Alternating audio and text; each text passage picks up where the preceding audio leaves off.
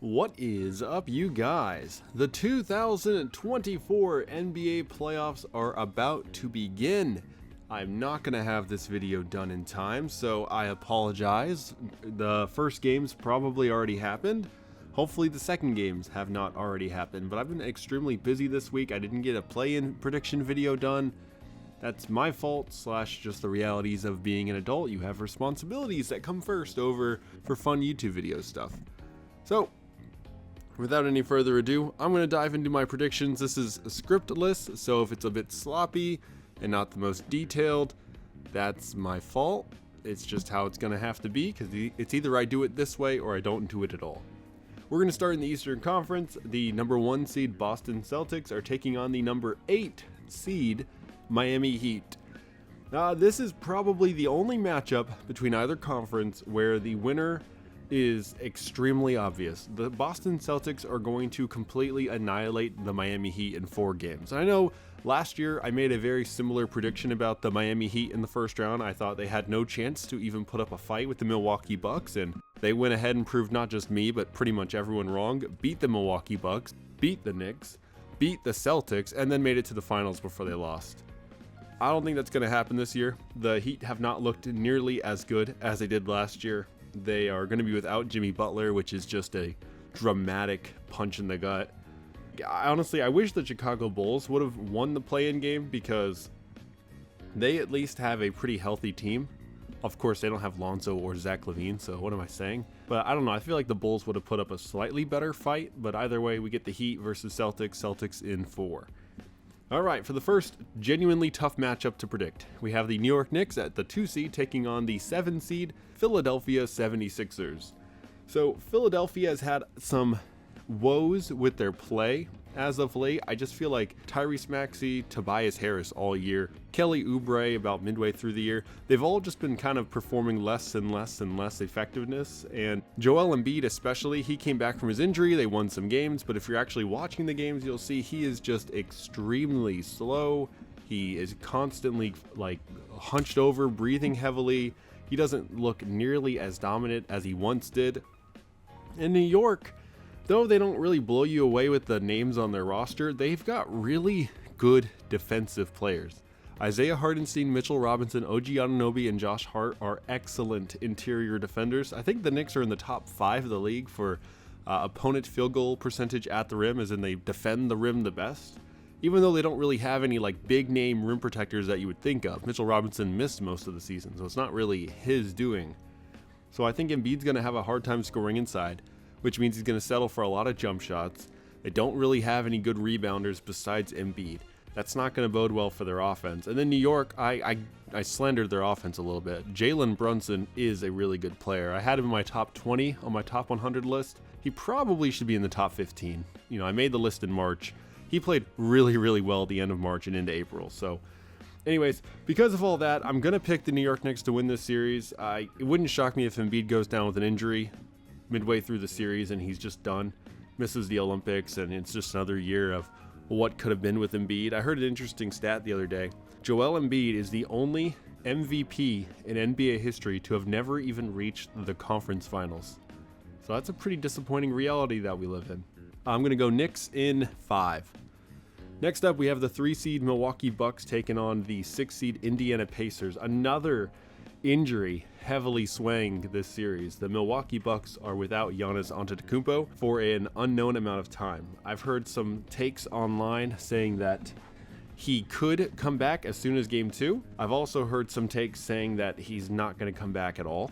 You know, no one really knows. He's got a calf injury, and sometimes when you hurt your calf in a certain way, that can make the risk of injuring your Achilles go up, and people are terrified of the 30-year-old Giannis Antetokounmpo dealing with an Achilles injury, considering he relies so heavily on driving to the rim. That could be a career ender, similar to like DeMarcus Cousins.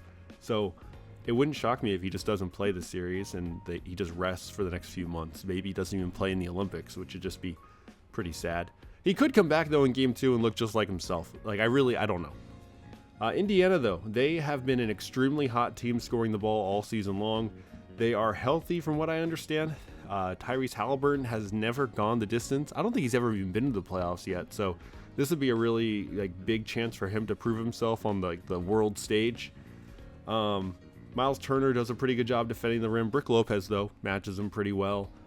I think that the fact that Milwaukee is without Giannis is just too devastating. I know they have Damian Lillard. I know Lillard can score a lot, but Indiana can score a lot. If you take away Lillard, like he'll score maybe 30 a game. I don't know.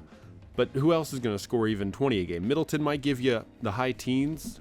I mean, do they have anyone that you can reliably count on to score 10? Maybe Bobby Portis. Like, there's just not enough offense for Milwaukee. And Indiana is just going to run and run and run. And Milwaukee's an older team. I just don't think they're going to be able to keep up. So I'm going to predict an upset here. Give me the Indiana Pacers taking the series in... I think I'm going to go with 6 games. Indiana in 6. All right, the final Eastern Conference matchup, the number 4 Cleveland Cavaliers versus the number 5 Orlando Magic. This is a series everyone online is kind of making fun of as being the least interesting, which I disagree with. I think both teams are fun. Both teams are young. Both teams are really good on the defensive end. Orlando's full of guys with a lot of potential and just has never been seen in the playoffs. So I think that'll be just really cool to watch, like Paolo Banchero, Franz Wagner. Jonathan Isaac, I don't think has been in the playoffs since the bubble. Like, it's been a really long time since anyone on the mat. Joe Ingles, I guess, has playoff experience.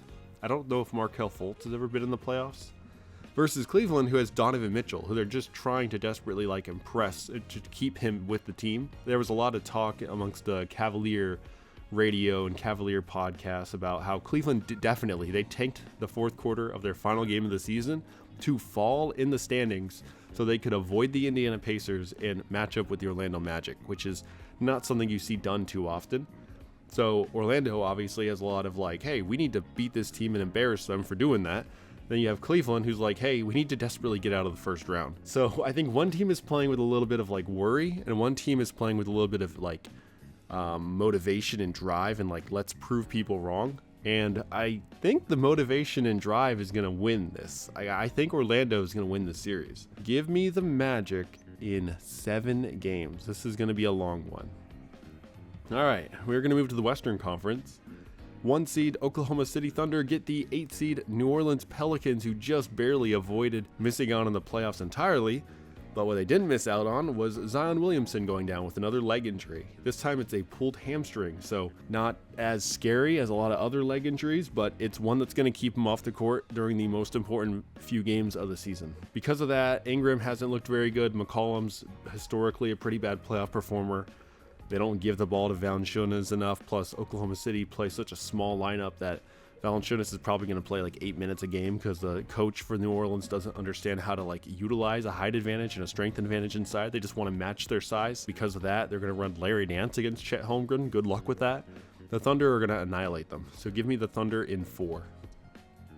Now, I know, I was just talking about, by the way, how in the Eastern Conference, that first matchup between the Celtics and Heat is the most obvious one. And I know I just said the Thunder are going to beat the Pelicans in 4. There could be a couple close games in that. I don't think there's going to be any close games in the East side. All right, next up we have the Denver Nuggets at the 2 seed taking on the 7 seed LA Lakers. This is a pretty exciting matchup. You have the reigning, well, no, not the reigning MVP, but the reigning NBA champion and several-time MVP Nikola Jokic going up against the LeBron James-led Lakers. A devastating loss will be going to one of those two teams. One of them, I mean, they're both supposed to get out of the first round, and one of them's not going to. This is going to be an intense one. I don't have a ton to say. I think we all know the Lakers' issues pretty well. They have shooters who disappear. LeBron doesn't give it his all on defense a little too often. But the Nuggets also have issues in the fact that they're about 5-man deep. Off the bench, they have Peyton Watson and Christian Brown, DeAndre Jordan. None of those guys move the needle at all. But they've been very fortunate with injuries the past couple of years. But you worry about the Nuggets' shallowness of their team, but you love who they have out there. For LA, you worry about how inconsistent the players are they have out there. I'm not really predicting anyone on the Nuggets get hurt, so I'm going to go with the Nuggets winning this series in 5. Alright, I just had to pause it right there because my dog was barking, so if you heard that, my apologies, but that's how she is. She's a collie and they bark. Okay, next series, number 3 Minnesota Timberwolves versus number 6 Phoenix Suns. So, do I call myself a Suns fan? I watch the Suns games. I grew up a fan. I'm an adult now. I don't care how they do. It doesn't affect my life. But I guess you could say I'm a fan of the Phoenix Suns. Here's what I know about the Suns. They have been really, really good with their big three healthy. The combination of Booker, Beal, and Durant is very, very good. One of the best offenses in the entire NBA. I think per 100, they might have the most prolific three-man lineup in all of basketball. The problem is they are terrible on the bench.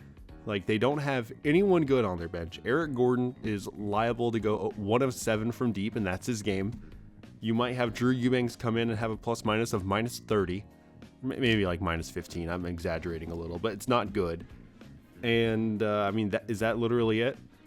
Royce O'Neal's all right, but that's it. So if Booker, Beal, or Kevin are just not on their A game, which they will just randomly not have a good game every now and then, the bench isn't going to make up for it, and they will lose. And the Timberwolves, like, I've seen so many people talking about this matchup, saying the Wolves just match up so poorly against the Suns, because the Wolves, they have an excellent rim defense. They also guard the three-point line pretty well. Phoenix Suns players, especially KD and Book, they excel at the mid-range. But the mid-range is such you live by it, you die by it, even more so than the three-point shot, because it's only worth 2 points. So even though they're two of the best mid-range shooters in all of basketball, they don't make their shots sometimes, and that's empty possessions over and over again. And then on the defensive end, they're just okay, and sometimes their mental aspect of the game gets in their way. Kevin and Booker especially just get so frustrated and let it show on the defensive end with either a lack of effort or dumb fouls. So because of that, like, I could see Phoenix blowing a series that they should win. But they have beat Minnesota, I think, 10 out of the 11 last times they've played. They've also played Minnesota twice in the home stretch of the season, and they beat them both times. There's a funny stat. The Wolves wear their white jerseys in their last game of the year.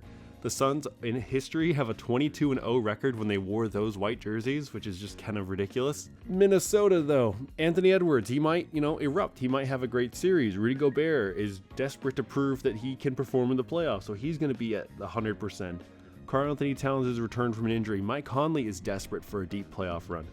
Like, they've got a lot of desperation on their side. Even though they're the higher seed, they feel like the underdogs in a lot of people's eyes. I really could see Minnesota win this. I also could see Phoenix win it.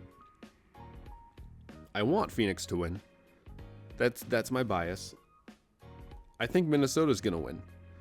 Give me the Timberwolves in 7. It's going to go the distance. It shouldn't go the distance. The Suns should beat them in 5. But it's going to go the distance, and the Wolves are going to wind up taking Game 7. And the final matchup, we have the number 4 LA Clippers versus the number 5 Dallas Mavericks. This is probably the most talked about matchup I've seen.